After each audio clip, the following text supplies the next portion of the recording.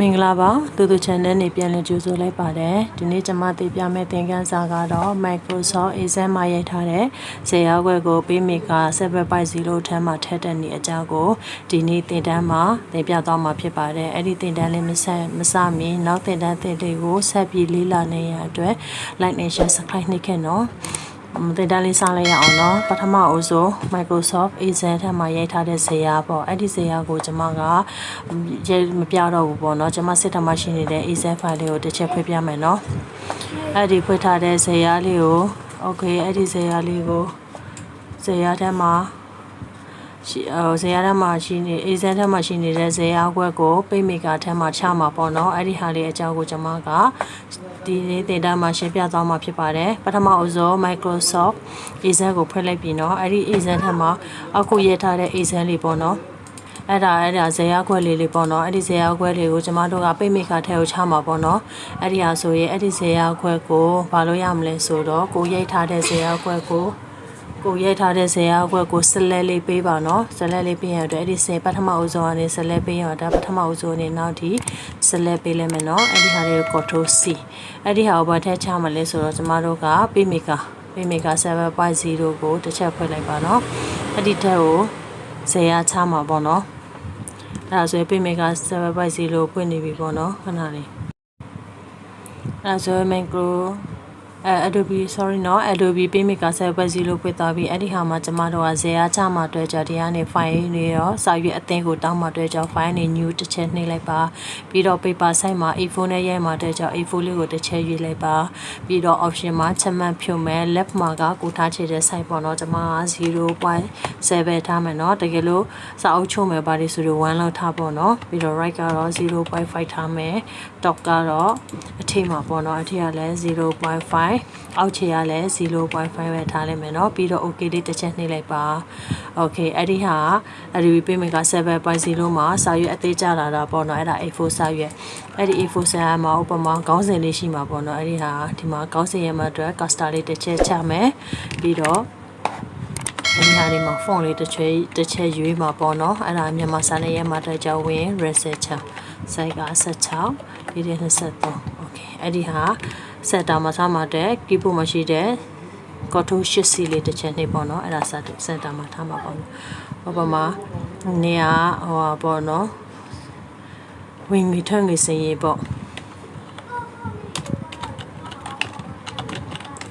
ဝင်ငွေထွက်ငွေစင်ရေးပေါ့ okay အဲ့ဒီဟာလေးကိုကျမတို့ကဒီအောက်မှာဇာတ်ခွက်ကိုထားမှာပေါ့နော်အဲ့ဒီဟာငယ်နေတဲ့အတွက်ကြောင့်ဒီမှာတို့ site ကိုကြီးမယ်20လောက်ထားလိုက်မယ်เนาะခေါင်းစဉ်ပြီးတော့ဘိုးလေးတစ်ချက်တင် okay အဲ့ဒီဟာလေးမှာဇာတ်ခုနကကူထားတဲ့ဇာတ်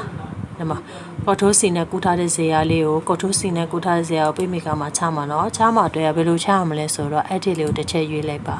edit ကနေ insert object ကိုတစ်ချက်ရွေးပြီးတော့အဲ့ဒီဟာမှာ Excel worksheet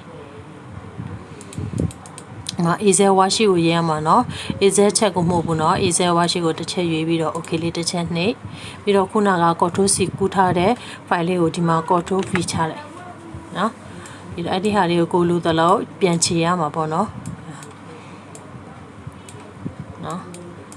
okay အဲ့ဒါပြန်ချေမယ်เนาะဇာတ်ခွက်ဒီမှာဇာတ်ခွက်အပေါက်ဖြစ်နေတယ်မှာဆွဲချင်လို့ရတယ်เนาะဒါအလင်စင်တာပို့မယ်ခဏလေးကိုတိဆိုရင်ဒီမှာ2ဒီမှာ3เนาะဒါလေးကိုအောက်မှာကတ်နေတော့ကြောင့်ဆက်တာလေးတစ်ချက်ထားမှတွေ့ကြောင့် keyboard မှာ Ctrl 1ကိုတစ်ချက်နှိပ်ဒါစာလေးကိုအလင်မှာထားမှာပေါ့เนาะအဲ Ctrl 1တစ်ချက်နှိပ်ပြီးတော့ arrangement ထဲမှာ vertical မှာထဲမှာ center လေးတစ်ချက်ရွေးပြီးတော့ okay တစ်ချက်နှိပ် okay အဲ့ဒါစာလေးအလယ်ကျသွားပြီပေါ့เนาะဒီစာလေးကိုလည်း delete ချင်းလို့ရတယ်ချင်းရတဲ့ဒီမှာအပေါင်းလက္ခဏာဖြစ်နေတဲ့ချိန်မှာ mouse ကိုဖိပြီးတော့ select ဆွဲချเนาะပြီးတော့ဒီမှာကိုလိုချင်တဲ့မြင်းလေးကိုပြီးတော့အပေါင်းလက္ခဏာဖြစ်နေချိန်မှာဆွဲဇာတ်ခွက်ကိုချက်တာပေါ့เนาะ okay အဲ့ဒီဟာလေးလည်းဒီမှာတကွက်ပုံနေတာပေါ့နော်အဲ့ဒီဟာမှာမှတ်ချက်လို့ကျွန်မထားလိုက်မယ် okay ကိုလိုပြင်သွားပြီးဆိုရင်ကျွန်မတို့က select ပြီးတော့ view တွေကိုတစ်ချက်ယူရင်ပြီးတော့ဒီမှာ client လေးကိုတစ်ချက်ဖြုတ်ပြီးတော့အကိုလိုပြင်ပြီးဆိုရင်ဒီမှာ close လေးနဲ့ပေးလိုက်နော်ပြီးတော့ easel လေးကိုဆွဲချက်လို့မှာ PageMaker ထဲမှာဇေယျလေးကျသွားပြီပေါ့နော် okay ကိုတကယ်လို့အဲ့ဒီဟာဇေယျကိုပြင်ချင်တယ်ဆိုရင်ဒီမှာမြအမဲပေါ်နေတဲ့အချိန်မှာ double click နှစ်ချက်နေဖွင့်လိုက်ရင်ဒီထက်မှာကဏ္ဍလေးပြင်လို့ရတယ်เนาะလားလေးလည်းပြင်လို့ရတယ်ဝေစုစုပေါင်းလေးလည်းပြင်လို့ရပြင်ပြီးဒီမှာနဘေးမှာရှိနေတဲ့ group လေးကိုတစ်ချက်နေ easel လေးကိုဆက်ချက်တယ်မှာကိုလို့ပြင်လို့ရတယ်เนาะအဲ့ဒါပါလဲဆိုတော့ Microsoft Excel မှာရိုက်ထားတဲ့ဇာတ်ခွဲကို PageMaker ထဲချတာပေါ့เนาะဒီနေ့သင်တန်းလေးကိုစာအနေဆိုထိကြည့်ရှုပေးတဲ့အတွက်အများကြီးကျေးဇူးတင်ပါတယ်ကျွန်မနောက်သင်တန်းမှာပြန်ဆိုကြမယ်เนาะ